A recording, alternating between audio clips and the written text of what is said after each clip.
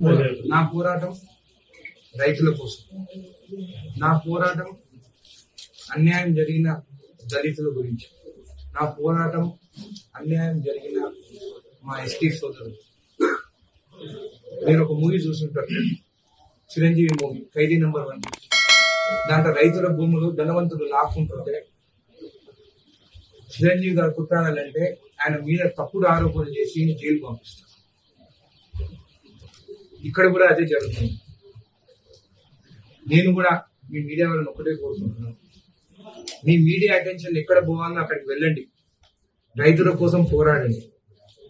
నేను కూడా ఆ మూవీలో ఎట్లయితే జరిగిందో, ఆయన ఆ రోజు వాటర్ ట్యాంక్ లో కూర్చొని మీడియా వస్తే అప్పుడు బయటికి ఆ ఇష్యూ అనేది బయటికి వచ్చింది. ఎందుకంటే కొంతమంది ధనవంతులు కావాలని మీడియాకి రాకుండా, అది కాకుండా మిమ్మల్ని కూడా కొంతమంది బెదిరిస్తారు.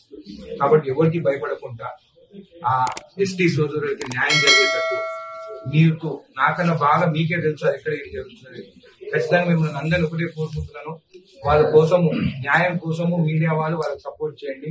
నా గురించి కాదు, వాళ్ళ గురించి కొట్టాడని చెప్పి మీకు తెలియజేస్తాను. ధన్యవాదాలు. నా పోరాటం రైతుల కోసం, నా పోరాటం అన్యాయం జరిగిన దళితుల గురించి, నా పోరాటం అన్యాయం జరిగిన మా ఎస్టీ సోదరులు.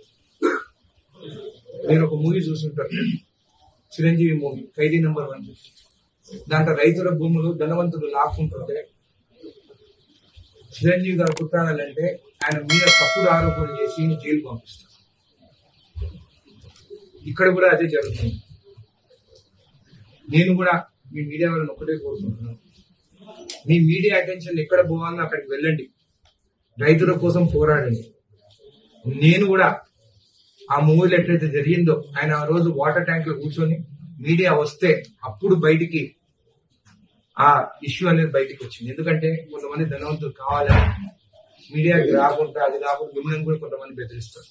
కాబట్టి ఎవరికి భయపడకుండా ఆ ఎస్టీ సోదరులకి న్యాయం జరిగేటట్టు, మీకు నాకన్నా బాగా మీకే తెలుసు అది ఎక్కడ జరుగుతుంది. ఖచ్చితంగా మిమ్మల్ని అందరినీ ఒకటే కోరుకుంటున్నాను, వాళ్ళ కోసము, న్యాయం కోసము మీడియా వాళ్ళు వాళ్ళకి సపోర్ట్ చేయండి. నా గురించి కాదు, వాళ్ళ గురించి కొట్టాడని చెప్పి మీకు తెలియజేస్తాను. ధన్యవాదాలు.